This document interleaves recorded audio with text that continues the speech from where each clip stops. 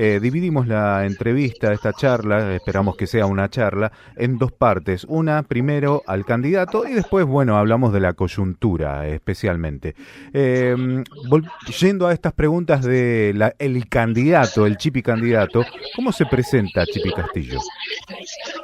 Bueno, como parte de las listas del Frente de Izquierda Unidad, una coalición que está desde el 2011 y que claramente constituye un espacio político muy definido, de izquierda, socialista y anticapitalista, que ha combatido a Milei desde un primer momento sin ninguna especulación, tanto acompañando las luchas en las calles como en el recinto. Somos el único bloque que no le ha votado nada a Milei ni ha jugado por especulaciones o intercambios de favores en lo que el gobierno quiere, ¿no? Porque ahora muchos pasan a la oposición, pero le han votado la ley bases, le han votado el acuerdo con el FMI, las leyes represivas a Bullrich, y nosotros podemos decir orgullosamente que no hemos hecho nada de eso, ¿no? ¿Quién es En mi caso ahora voy como candidato a senador en la Ciudad de Buenos Aires y nuestra primera candidata a diputada nacional es Miriam Brecht. ¿Y quién es Castillo? Bueno, yo soy un militante de muchos años, desde que estaba en el colegio secundario y siempre manteniendo coherencia con mis ideas, ¿no? Siempre las ideas de izquierda, las ideas socialistas y bueno, me ha tocado ser diputado provincial, diputado nacional más recientemente, soy sociólogo, docente universitario en la Universidad de Buenos Aires y en la Universidad Nacional de La Plata, en donde me sigo desempeñando mientras estoy de diputado también, y es el sueldo del que vivo. Mi dieta parlamentaria va para apoyar distintos fondos de lucha, para emprendimientos como La Izquierda Diario, pero digamos mi ingreso personal es el que recibo del trabajo de docente universitario, así que tenía un doble incentivo para derrotar el veto de Milei en la ley de financiamiento universitario, ya que nuestros salarios han quedado verdaderamente por el piso con este gobierno.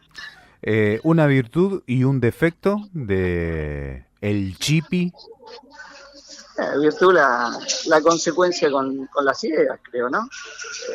Pelear por lo que uno dice que lucha. Y los defectos lo ven los otros. Es difícil ver Está bien. los defectos propios, ¿no? ¿Cuál sería el primer proyecto de ley que presentaría, defendería si asume la banca? Bueno, dos, diría. Desconocimiento de la deuda ilegal, ilegítima y fraudulenta.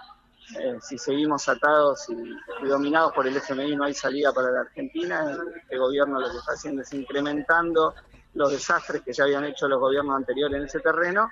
Y el segundo tiene que ver con los jubilados, que es insistir en el proyecto que presentamos este año y que luego fue dictamen en el debate del aumento jubilatorio, para que las jubilaciones mínimas cubran el costo de la canasta del adulto mayor y la jubilación sea efectivamente un derecho universal.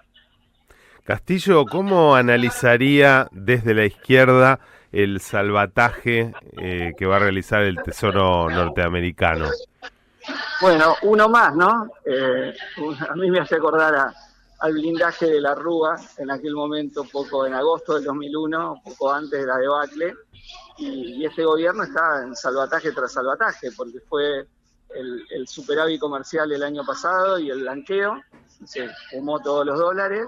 Luego este año vino el del FMI y se los estaba terminando de fumar, y ahora nuevamente es la señal de que el esquema económico fracasó contra lo que decía el gobierno, se estaba quedando sin dólares, y ante la corrida que estaban desatando los acreedores, bueno, va a este pedido que todavía no sabemos ni qué monto es ni qué condicionalidades tiene, así que para terminar de hacer el análisis fino, falta que el anuncio sea más que un tuit del secretario del Tesoro de Estados Unidos. Lo que sí sabemos es que siempre lo hacen a cambio de algo, ¿no? No es gratis cuando Estados Unidos te da directamente del Tesoro una deuda, porque eso es lo que va a ser, un endeudamiento. No sabemos si va a ser en la forma de un swap, ¿no?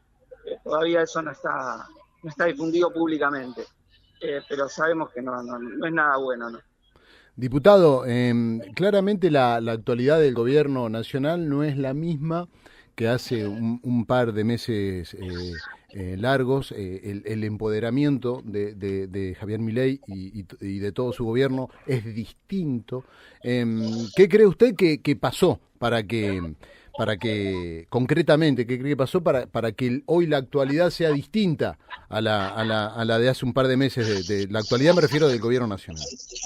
Bueno, pasaron dos o tres cosas, ¿no? Primero que la empezó a chocar, como era en lo económico, y creo que eso no había que ser muy genio para preverlo, porque cada vez que vos vas al FMI y cumplís sus planes, la chocás, y además con alguien que está en reiterancia como Caputo, por segunda vez haciendo lo mismo que hizo con Macri, que terminó en un desastre, y Sturzenegger por tercera vez, ¿no? Entonces, creo que se podía prever que la iba a chocar, porque el esquema económico es un esquema para favorecer a muy pocos y además a unos especuladores financieros, que todo lo que hace Caputo es diseñar un esquema para que a ellos les vaya bien en el negocio, ¿no? Garantizarle que van a poder salir de sus posiciones en el mercado financiero, y bueno, eso es lo que está chocando, con una recesión brutal, con caída de los salarios, con ajustes en jubilaciones, en el Garrahan, en la discapacidad, bueno, en todos temas que la población no está de acuerdo en ajustar aparte.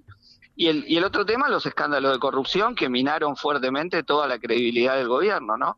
Porque mientras despedía a trabajadoras y trabajadores del ANDIS, de la Agencia Nacional de Discapacidad, muchos de ellos con discapacidad que habían entrado por el cupo, mientras recortaba pensiones sin detectar irregularidades, o sea, recortaba discrecionalmente a gente que la necesitaba, pensiones de 290.000 pesos apenas, se llevaban el 3%, ¿no?, de la coima. Para hacer negocios con empresarios multimillonarios que tienen en su exclusivo barrio de la isla, en el exclusivo barrio de Nordelta, 20 autos de lujo, 10 Porsche blancos y 10 negros, según ha señalado la crónica periodística, ¿no? Entonces, vos fijate la catadura moral de los que le recortan la pensión, por ahí alguien que tiene que estar en silla de ruedas, que es no vidente o que tiene alguna otra discapacidad, y mientras hacen estos negociados, ¿no? Entonces creo que eso le minó fuertemente también la credibilidad del gobierno. Me parece que es la conjunción de eso, ¿no? De la hipocresía que quedó al desnudo y el fracaso de todo lo que prometía económicamente.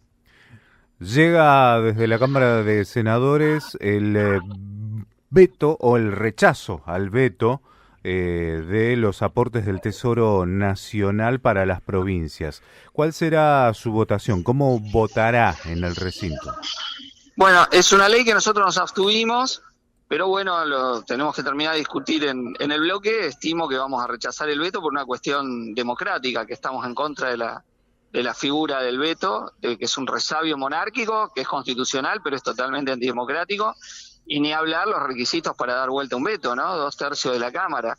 Es algo verdaderamente muy, muy difícil, por eso digo la muestra del nivel de oposición que el gobierno tiene en la sociedad y que se ha trasladado a la Cámara de Diputados es que se hayan podido rechazar los vetos con los 2/3, ¿no? ¿Con qué se diferenciaban del proyecto original? ¿Por qué la abstención? Porque no tenía asignación específica. Es decir, nosotros presentamos un dictamen señalando que esa plata de los ATN que vaya a las provincias, pero vaya a los salarios de los trabajadores de la educación, de la salud, a los municipales, a los de la administración pública, o esos mismos gobernadores que ahora reclaman los fondos son los que han estado ajustando en su provincia y muchos de ellos apoyando las leyes de Milei. Entonces, a ver, que vayan los recursos, sí, pero que esté claro dónde van, ¿no? Para que los gobernadores hagan lo que se le canta con esos fondos. Ese fue nuestro argumento, no quisieron poner dónde iba esa plata, y bueno, por eso fue nuestra abstención. Pensando en un proyecto de ley que está entre manos en torno a la utilización de los decretos de necesidad y urgencia y el límite en términos de tiempo para que pase por el Parlamento, ¿se avecina una madurez democrática desde mi punto de vista? ¿Se avecina una madurez democrática en la Argentina en términos de parlamentarismo? Bueno, lo que pasa es que los DNU es increíble. Es increíble la ley que los regula. Primero, que existan los DNU, ¿no? Que es algo que no debería existir. Segundo, la ley de Cristina Kirchner, que dio unas facultades para que el DNU se apruebe insólitas, que este gobierno ha usado abusivamente. Y tercero, que digamos, la Corte nunca ha hecho nada, porque se sacan decretos que no son de ni necesidad ni de urgencia y se los valida igual, ¿no? Entonces, ¿cómo eso puede ser?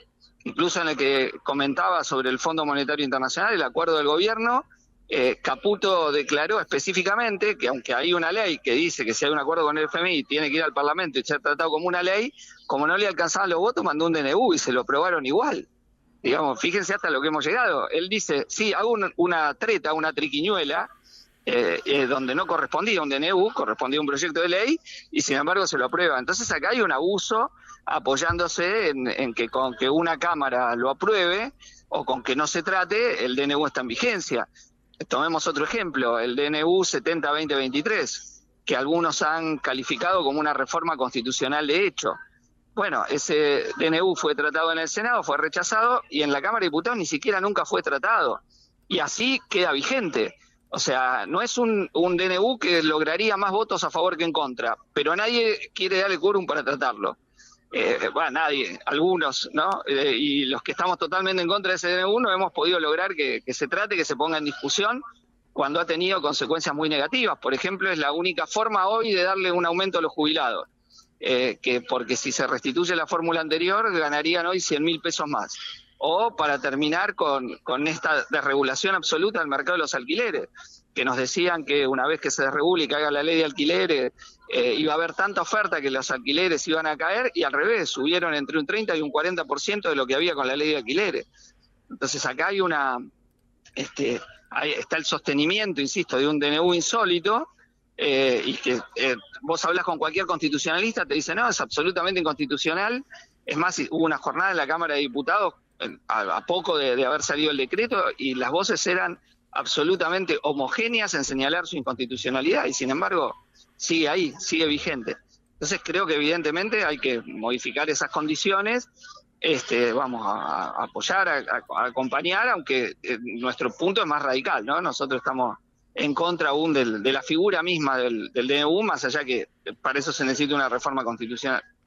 Hay entre manos un pedido de interpelación al jefe de gabinete en ocasión de la promulgación de la ley de emergencia de discapacidad, sometiendo su cumplimiento por parte del jefe de gabinete, Guillermo Francos, a una explicación por parte del Congreso de la Nación de dónde sacar los fondos para que esa emergencia en discapacidad sea atendida.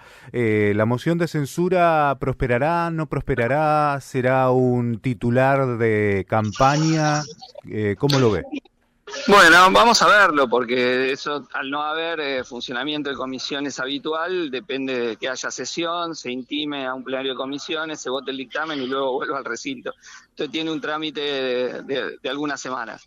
Lo que sí es escandaloso lo que ha hecho el gobierno. El gobierno no puede decir, che, no me gusta esta ley, no la aplico, ¿de dónde sacó la plata? El jefe de gabinete tiene que reasignar las partidas porque, a ver, no hay presupuesto hace 2 años. Entonces es un poco increíble lo que dice, no es que había un presupuesto votado donde todo se estaba cumpliendo y entonces hay una asignación especial. Justamente, como el gobierno no trató ningún tipo de presupuesto y hace lo que quiere, y entonces ajusta y no actualiza las partidas, ni en el caso universitario, ni en el caso del Garrahan, y en un caso particularmente grave, por las circunstancias que atraviesan las familias, ¿no?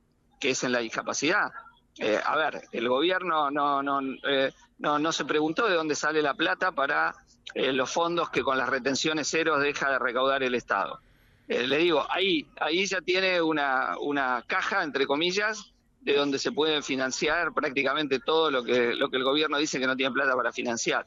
Entonces es muy hipócrita, ¿no? Lo que hace, muy hipócrita y muy canalla, porque, digamos, acá están afectados, insisto, personas que la están pasando mal, familias, trabajadores del sector, que tienen mucha angustia y que además pasaron por todo el proceso de aprobación de una ley con el gobierno en contra. O sea, esto se empezó a discutir en febrero, calculen ustedes, febrero de este año. Se presenta el proyecto, se discute en las comisiones, tiene dictamen favorable en diputados, se aprueba en diputados, va al Senado, dictamen favorable, va al Pleno del Senado, se aprueba en el Senado, se veta, se rechaza el veto del diputado, se rechaza el veto del senador, y así todos no la quieren aplicar. Pero entonces, ¿cuál es? ¿Qué le queda a alguien? ¿Se entiende? O Sí. sea, que entonces el gobierno cuando le gusta una ley sí, cuando no le gusta no. Y bueno, hagamos todo lo mismo. A mí no me gustan un montón de leyes, entonces digo, no me gusta. Entonces es insostenible la posición del gobierno, verdaderamente. Ahora, creo que debería haber una enorme movilización para obligarlo al gobierno a forzar a aplicar inmediatamente la ley de emergencia en discapacidad. Castillo, muchísimas gracias por su tiempo, gracias por atendernos, que tenga muy buen día, muchas gracias. No, muchas gracias a ustedes, hasta luego.